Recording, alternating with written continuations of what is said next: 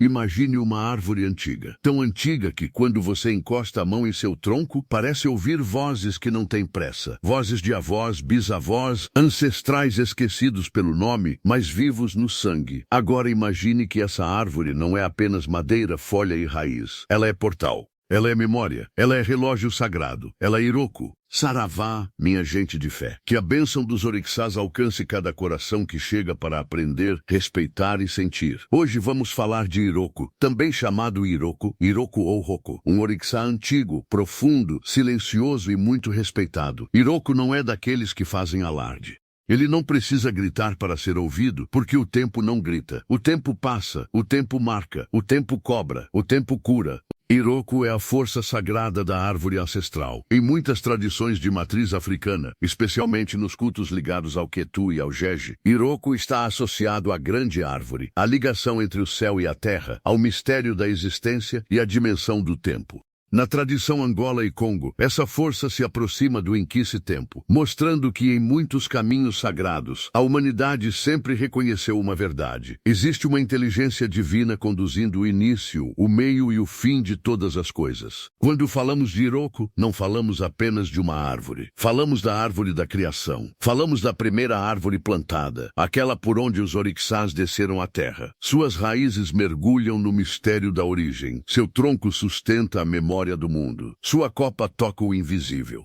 Por isso Iroko é ponte entre o Orun e o Aie, entre o mundo espiritual e o mundo material, entre os que já partiram e os que ainda caminham. Iroko representa a ancestralidade, e aqui é preciso abrir o coração. Ancestralidade não é só fotografia antiga na parede. Ancestralidade é aquilo que pulsa em nós, antes mesmo de termos consciência.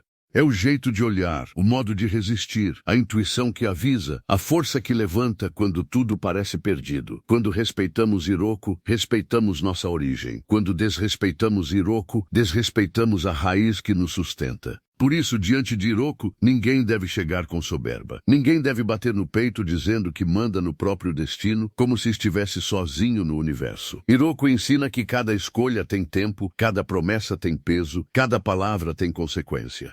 Ele acompanha o cumprimento do caminho de cada ser. Ele conhece o nascimento e conhece o fim. Ele sabe quando uma folha deve brotar e quando uma folha deve cair. Muita gente pergunta, Iroko é um orixá de cura? Sim, Iroko também se relaciona com a cura, mas não é uma cura apressada, dessas que o coração humano exige no desespero. A cura de Iroko é cura de raiz. É aquela que toca a origem do desequilíbrio.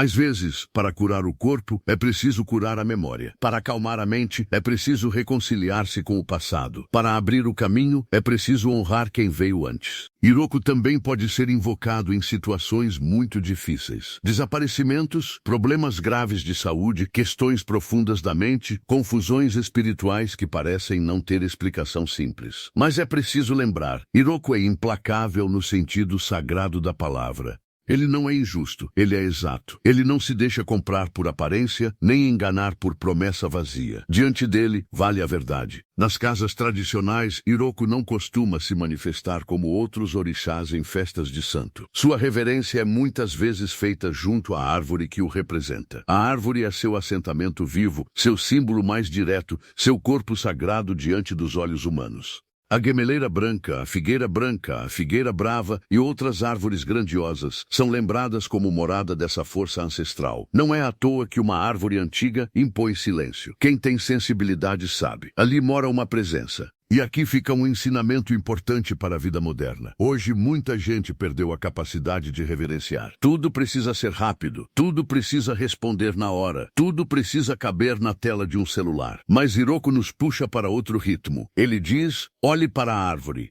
Ela não cresce correndo, ela cresce permanecendo. E esse é um dos maiores mistérios da espiritualidade. Nem toda evolução acontece no movimento visível. Às vezes, a alma cresce no silêncio. Quem é filho ou filha de Iroko costuma carregar uma energia rara. São pessoas que podem parecer caladas, observadoras, profundas, às vezes até difíceis de compreender. Têm ligação com o passado, com a memória, com a justiça do tempo, Podem ser pessoas firmes, pacientes, resistentes, mas também exigentes. Não gostam de superficialidade. Podem sentir o peso das histórias familiares e muitas vezes vêm ao mundo com a missão de curar padrões antigos da linhagem. Mas é preciso cuidado. Não se deve sair afirmando ser filho de Iroko apenas por identificação emocional. A filiação de Orixá é coisa séria, confirmada dentro de tradição, com orientação adequada, jogo, fundamento e responsabilidade. O que podemos fazer com respeito é aprender com sua força. E a força de Iroko ensina: honre seus ancestrais, respeite o tempo, cumpra seus compromissos, não profane o sagrado e não entregue oferenda com coração impuro.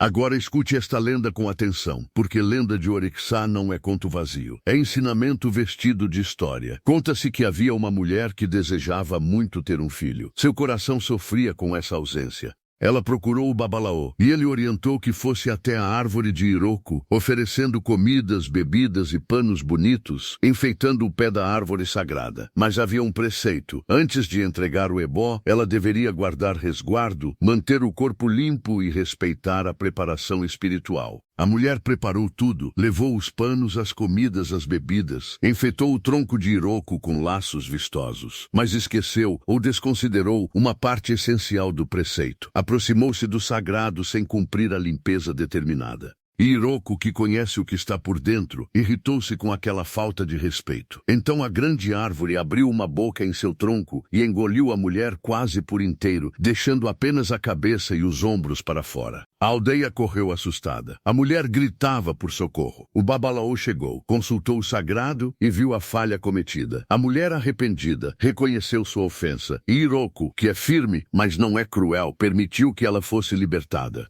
Todos se alegraram, cantaram, dançaram e saudaram Iroko. Mais tarde, aquela mulher percebeu que estava grávida. Então voltou à árvore, agora com o devido respeito, com o corpo resguardado, com o coração correto, e agradeceu. Quando a criança nasceu, foi consagrada a Iroko. Essa lenda nos ensina 3 fundamentos. Primeiro, o desejo humano precisa aprender a se ajoelhar diante do sagrado. Segundo, oferenda não é troca comercial, é compromisso espiritual. Terceiro, Iroko cobra, mas também abençoa. Ele não nega a vida quando há arrependimento, verdade e respeito. A grande árvore pode parecer severa, mas sua severidade protege a ordem do mundo. Na Umbanda, quando falamos de orixás, precisamos compreender que cada terreiro tem sua forma de culto, sua tradição, sua coroa espiritual e seu fundamento.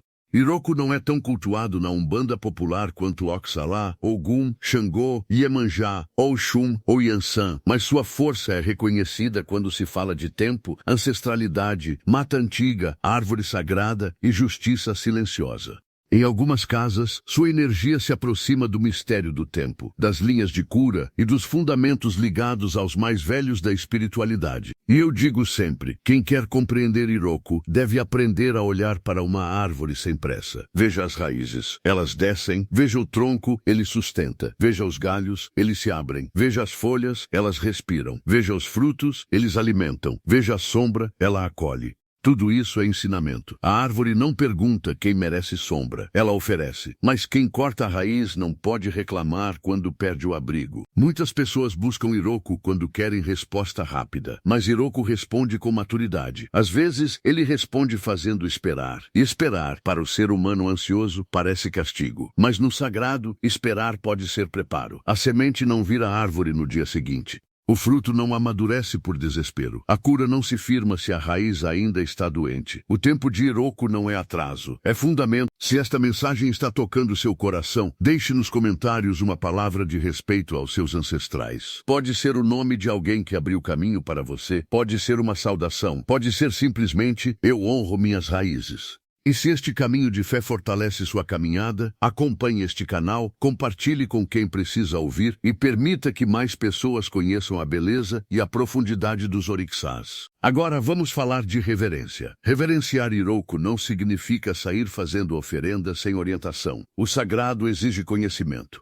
Se uma pessoa sente necessidade de firmar algo para Iroko, deve procurar uma casa séria, um sacerdote ou sacerdotisa de confiança, alguém que conheça fundamento. Porque nem toda árvore deve receber qualquer coisa, nem toda oferenda é adequada. E a natureza não deve ser suja em nome da fé. O verdadeiro devoto não agride a mata. O verdadeiro devoto preserva. Uma forma simples e respeitosa de se conectar com a força de Iroko é agradecer ao tempo. Ao acordar, diga com sinceridade que eu saiba viver o tempo de hoje. Ao lembrar dos ancestrais, acenda uma luz no coração antes de acender qualquer vela.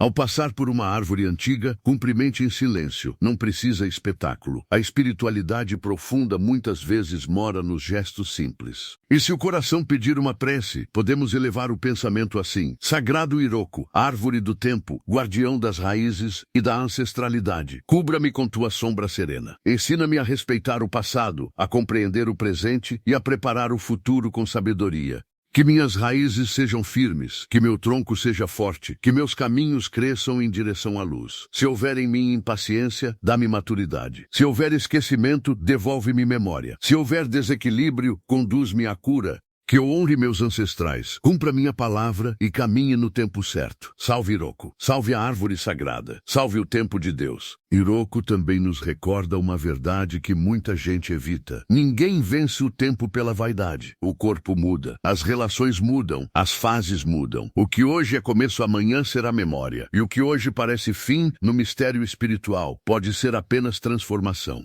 O tempo leva, mas também revela. O tempo fecha portas, mas também amadurece chaves. O tempo cobra promessas, mas também entrega colheitas. Por isso, diante de Iroko, faça paz com sua história. Se há dor na sua linhagem, não repita por inconsciência. Se há força na sua linhagem, agradeça. Se há erros no passado, aprenda. Se há bênçãos recebidas, repasse. O filho que honra a raiz não precisa viver preso ao passado. Ele usa o passado como adubo para crescer melhor. Iroko é a árvore que não se curva a caprichos. É o silêncio que observa todas as decisões. É o tempo que acompanha cada nascimento e cada partida. É a memória dos ancestrais, chamando os vivos à responsabilidade. E quando essa força entra na nossa vida, ela nos pergunta sem palavras: você está vivendo de modo digno da raiz que te trouxe até aqui? Essa pergunta pode transformar uma existência inteira. Que Iroko abençoe sua caminhada. Que a árvore sagrada guarde sua casa, sua mente, seu corpo e sua ancestralidade. Que o tempo não seja seu inimigo, mas seu mestre. Que suas raízes sejam profundas, sua sombra seja generosa e seus frutos sejam bons. Salve Iroko, salve o tempo.